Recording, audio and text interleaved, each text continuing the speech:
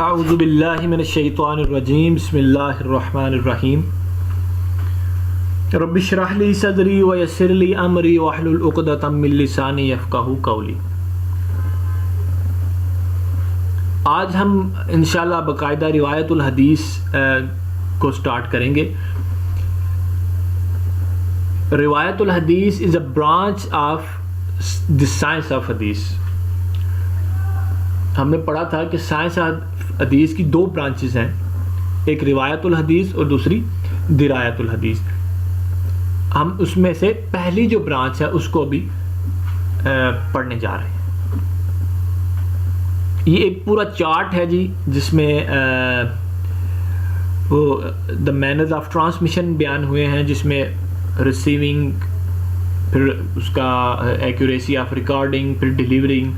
ठीक है, ये सारा अभी आपको समझ नहीं आएगा, हम इंशाल्लाह इससे आगे बढ़कर वो पढ़ते हैं। फिर एंड पे मैं जब आपको ये चार्ट दिखाऊंगा तो फिर आपको समझ आएगी कि एक्चुअल में ये पूरा चार्ट किससे रिलेट है।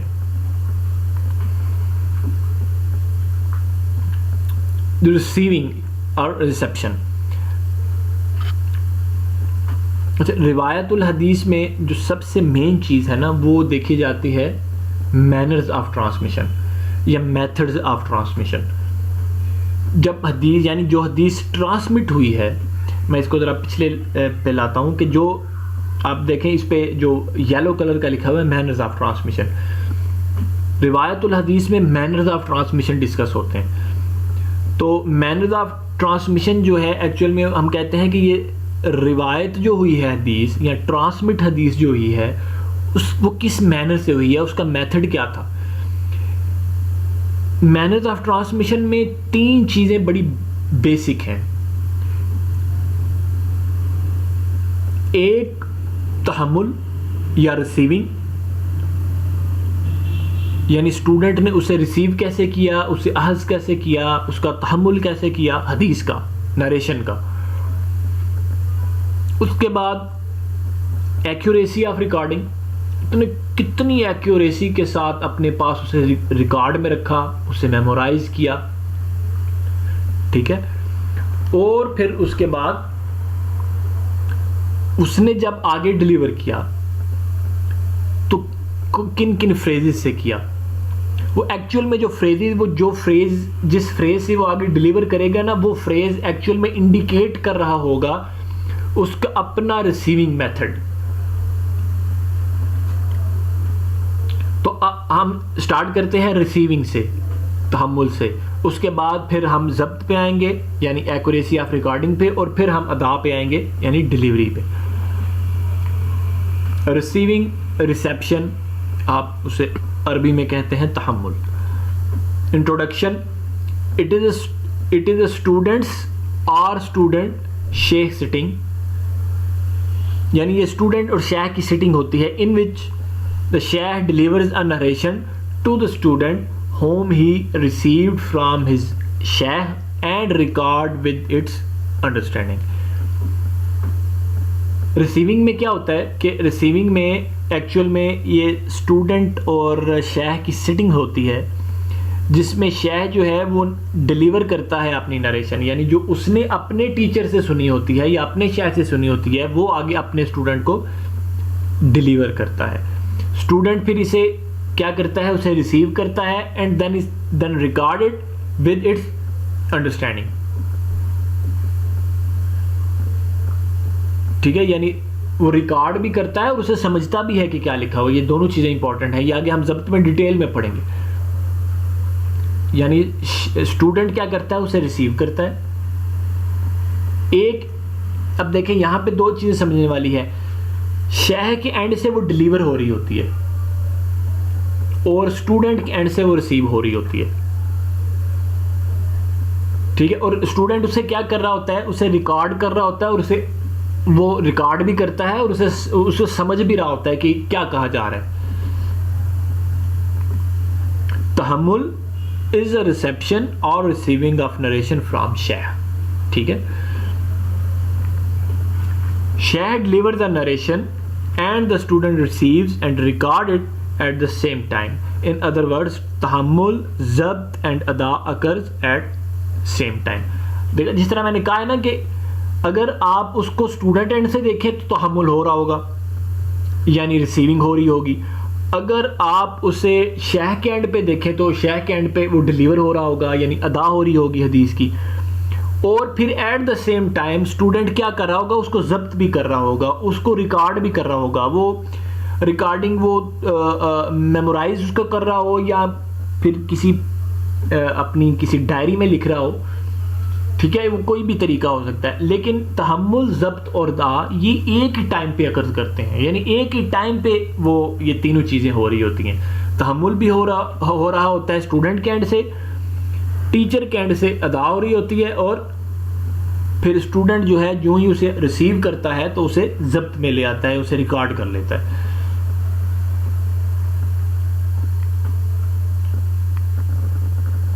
The student or students receive narration from Sheikh by following specific form। अब हम उस फॉर्म्स पे आएंगे या उन मेथड्स पे आएंगे जिन मेथड्स के तहत एक स्टूडेंट अपने शेख से वो हदीस रिसीव करता है।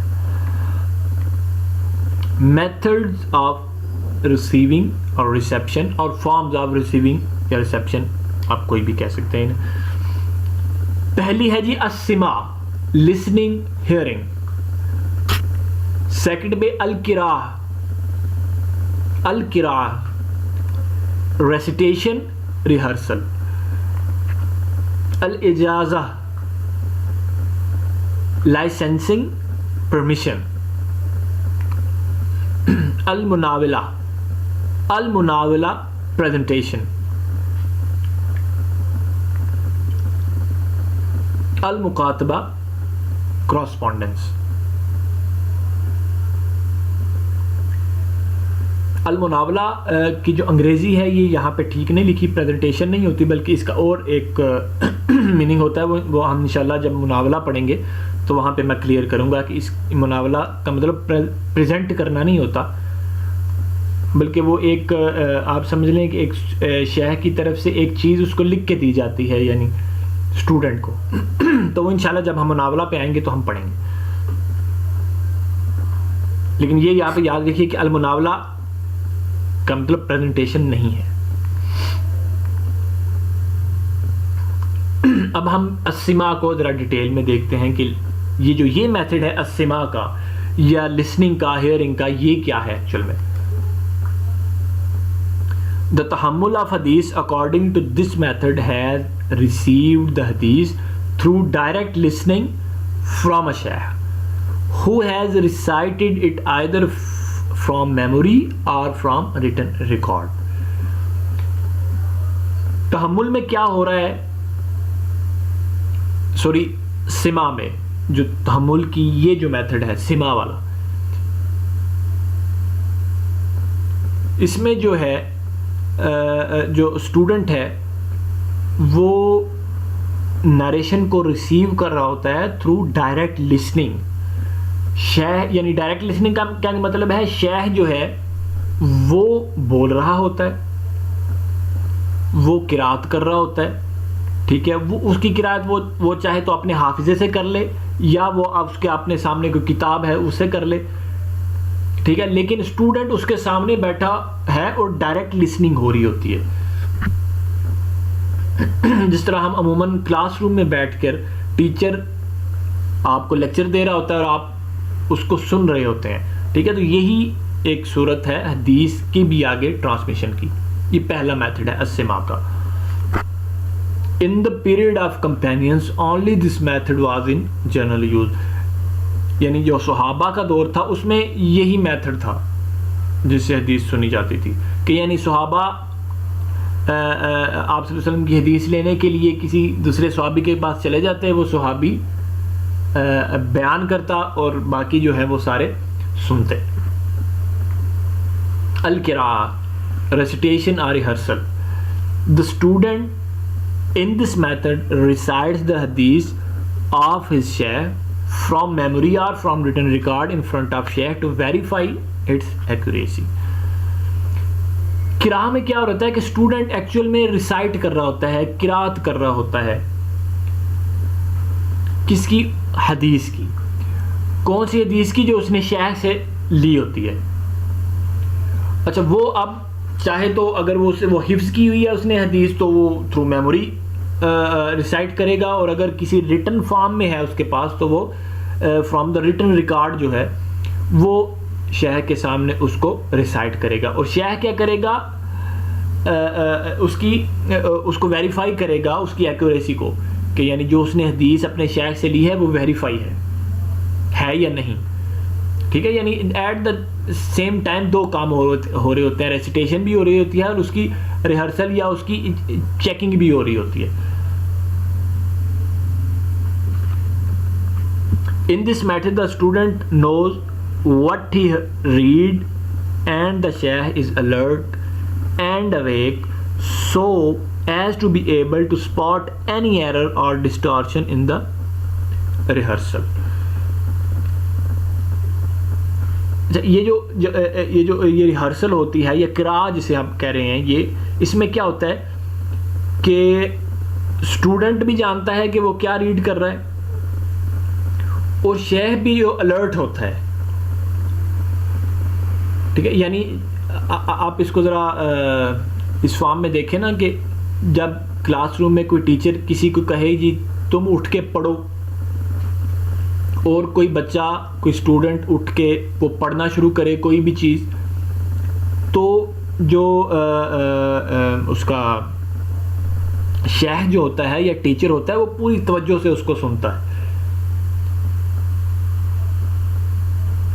ठीक है, और जहाँ जहाँ वो गलती करता है फिर उस गलती की इस्लाह भी करता है, उसको पॉइंट आउट भी करता है। ठीक है ना, तो सेम चीज़ किरात में भी हो रही होती है कि किरात में क्या होता है, जब वो रिहर्सल हो रही होती है, स्टूडेंट पढ़ रहा होता है, ठीक है, या स्टूडेंट्स कोई दूसरा स्टूडेंट पढ़ रहा होता है, वो किरात कर रहा होता है शेख के सामने। ठीक है, तो शेख अलर्ट रहता है, और जो ही जहाँ भी वो कोई गलती करे, कोई अल्फाज को ऊपर नीचे करे, कोई ज़ेर ज़बर को इधर उधर करे, तो फ़ौरन उसको पॉइंट आउट करता है शेख, और उसको जगह उसको बताता है कि तुम यहाँ पे गलती कर रहे हो, इसको सही करो। ठीक है, यानी ये दोनों चीज़ें तकरीबन सेम, सिमा भी और किरा भी। सिमा में बस ये है कि जो शेख है वो उसकी को रिसाइट कर रहा होता है हदीस को। ठीक है, वो अपनी थ्रू मेमोरी कर रहा हो या थ्रू रिटन फॉर्म से कर रहा हो, कोई रिटन उसके पास कोई चीज़ हो, रिटन रिकॉर्ड हो, उससे कर रहा हो, और स्टूडेंट जो है वो सुन रहा होता है। वो एक स्टूडेंट भी हो सकता है, पूरी क्लास भी हो सकती है। ठीक है, और किरा में क्या है कि टीचर किसी भी स्टूडेंट को खड़ा करके कहता है जी तुम रिसाइट करो, फिर वो स्टूडेंट रिसाइट करता है। टीचर इस दौरान अलर्ट रहता है कि अगर कोई गलती इसने की तो मैं फ़ौरन इसको पॉइंट आउट करूं। ठीक है, ये एक रिहर्सल चल रही होती है। ये दूसरा मेथड है किरा का, अल किरा, रेसिटेशन और रिहर्सल। तीसरा है जी अल इजाज़ा, लाइसेंसिंग, परमिशन।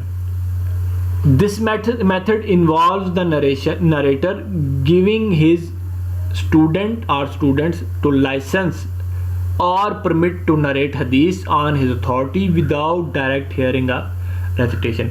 अल इजाज़ा में क्या होता है कि जो पहले दो मेथड पढ़े हैं उनमें से कोई मेथड नहीं होता, यानी ना वो डायरेक्ट हेयरिंग कर रहा होता है, लिसनिंग कर रहा होता है, ना वो को रेसिटेशन उसने की होती है।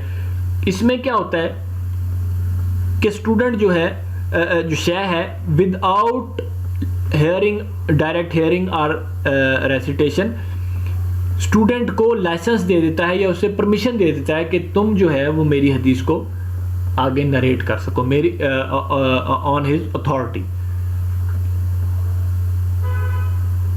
यानी इसमें अगर आप इसको बिल्कुल सिंपल समझें तो वो स्टूडेंट जो शेख की मजलिस में नहीं आया होता, यानी शेख की क्लास में नहीं आता, ना उसने डायरेक्ट हेयरिंग की है, ना रेसिटेशन की है, यानी ना उसने सिमा किया है, ना किरात अल शेख की है। ठीक है, तो वो जो स्टूडेंट है उसे समटाइम्स शेख क्या करता है, लाइसेंस या परमिट करता है कि तो मेरी तरफ से या मेरी बिखाफ पे मेरी हदीस को आगे रिवायत कर सकता है या आगे नरेट कर सकता है।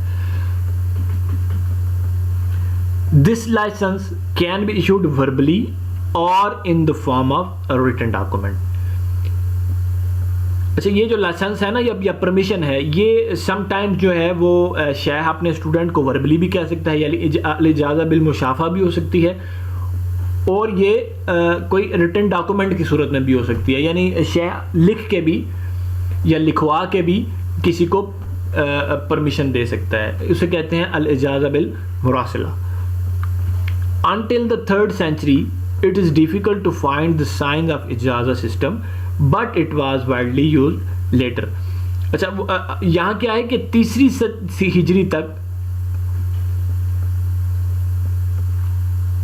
ये जो मेथड था अल इजाज़ा का, ये नहीं था, ठीक है। यानी फर्स्ट 2 जो मेथड थे उसी से आगे हदीस ट्रांसमिट होती थी, यानी या सिमा होती है या किरा होती है, ठीक है। तो इजाज़ा जो है वो 3rd सेंचुरी के बाद शुरू हुई, और उसके बाद ये फैल गई। टाइप्स ऑफ अल इजाज़ा, there are so many types of अल इजाज़ा but only one type is valid. अच्छा, जब हम वैलिड टाइप पढ़ेंगे उसके बाद फिर इनवैलिड टाइप्स पढ़ते हैं। वैलिड टाइप ऑफ अल इजाज़ा, permission granted to specified person over something that is also specified. For example, यानी वैलिड फॉर्म क्या है, जिसमें शेख की तरफ से स्टूडेंट को परमिशन दी जाती है किसी यानी परमिशन दी जाती है, वो कोई स्पेसिफिक बंदा हो सकता है या स्पेसिफिक कोई चीज लिखी हो सकती है। For example, when sheikh says to one of his student I permit you, जब वो कहना आई परमिट यू और वो स्टूडेंट सामने हो, तो इट मीन्स कि वो स्पेसिफाई कर रहा है कि यानी तुम जो है तुम मेरी हदीस को ट्रांसमिट कर सकते हो। यानी आई परमिट यू, मैं तुम्हें ये परमिट करता हूं, मैं तुम्हें ये लाइसेंस देता हूं, मैं तुम्हें ये इजाजत देता हूं कि तुम मेरी हदीस, अब हदीस भी स्पेसिफिक हदीस का वो बताएगा, यानी सही बुखारी हदीस आप सही बुखारी, यानी जो एक चेन चली आ रही है सही बुखारी की मेरे तक, मैं तुम्हें इसकी इजाज़त देता हूं कि तुम इस सही बुखारी की हदीस को आगे नरेट कर सकते हो। तो इसमें देखें आप 2 चीज़ें स्पेसिफाई हैं, एक वो स्टूडेंट जिसको परमिशन दी गई वो भी स्पेसिफाइड है, और दूसरा जिसकी परमिशन दी गई, यानी जिन अहदीस की परमिशन दी गई वो भी स्पेसिफाई है, यानी सही बुखारी की हदीस है। अच्छा, इनवैलिड टाइप्स में क्या है जी, permission is granted by a sheikh to a specified person over unspecified thing. For example, when a sheikh says to one of his student to transmit on my behalf whatever I have said.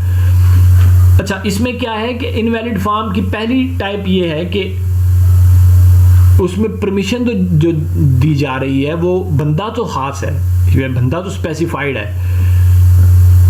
लेकिन जिस चीज़ की permission दी जा रही है आगे narrate करने की वो स्पेसिफाई नहीं है। यानी यूं अगर शेख यूं कहे अपने किसी स्टूडेंट से कि तुम मेरी बिहाफ पे मैंने जो कुछ कहा है वो तुम आगे नरेट कर सकते हो, तो अब ये जो कुछ कहा है ये स्पेसिफाई नहीं है, अब पता नहीं उसने क्या कहा है, कब से कह रहा है, ठीक है। इसको हम स्पेसिफाई नहीं कर सकते कि उसने क्या कहा है, यहाँ तो वो बोले कि मैंने ये कहा है, तुम इसको आगे रिवायत कर सकते हो। तो पहली जो इनवैलिड टाइप है वो ये है कि स्टूडेंट तो स्पेसिफाई हो लेकिन नरेशन स्पेसिफाई ना हो। सेकंड टाइप है जी, permission is granted to specified subject matter to an unspecified person और पर्सन्स। अच्छा, अब क्या है, अब सब्जेक्ट मैटर या वो नरेशन जिसको आगे नरेट करना है वो तो स्पेसिफाई है, लेकिन अब जिससे परमिशन दी जा रही है बंदा जो है या स्टूडेंट जो है वो स्पेसिफाई नहीं रहा। Like when a sheikh says that I permit the Muslims और पीपल ऑफ मदीना, अब अनस्पेसिफाइड है ना। अब आप कैसे पूरे मदीना को परमिशन दे सकते हैं, ना वो आपकी बात सुनेंगे, ठीक है, ना उन तक पैगाम पहुंचेगा। या मुस्लिम्स, अब मुस्लिम कहाँ कहाँ हैं ये तो स्पेसिफाई नहीं किया जा सकता, यानी वो बंदा बिल्कुल नॉमिनेट होना चाहिए, उस बंदे को भी पता हो कि मुझे कहा गया है, तो तब वो स्पेसिफाई होगा ना। To transmit on my behalf the ahadith of Muwatta Imam मालिक। अब यहाँ पे जो पर्सन है वो तो अनस्पेसिफाई है, लेकिन जो सब्जेक्ट मैटर है, जो नरेशन जिसको आगे नरेट करना है वो स्पेसिफाइड, ये भी इनवैलिड फॉर्म ऑफ इजाज़ा में आएगी। थर्ड में क्या है, permission to unspecified person concerning an unspecified subject matter. इसमें आप दोनों अनस्पेसिफाई हो गए हैं, पर्सन भी और सब्जेक्ट मैटर भी, या वो नरेशन भी जिसको आगे नरेट करने की इजाज़त दे रहा है टीचर या शेख। For example when a sheikh says I permit anyone, unspecified हो गया, who wishes to transmit on my behalf whatever I have said.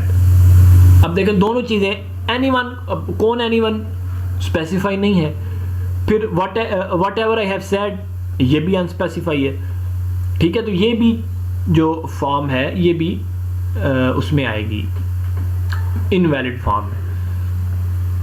तो हमने 3 फॉर्म्स पढ़ी हैं, आगे 2 रहती हैं, उसके बाद हम इंशाल्लाह ज़ब्त पढ़ेंगे, उसके बाद देखेंगे कि सीगतुल अदा क्या है या फ्रेजेस ऑफ डिलीवरी क्या है। वस्सलामु अलैकुम व रहमतुल्लाहि व बरकातुहू।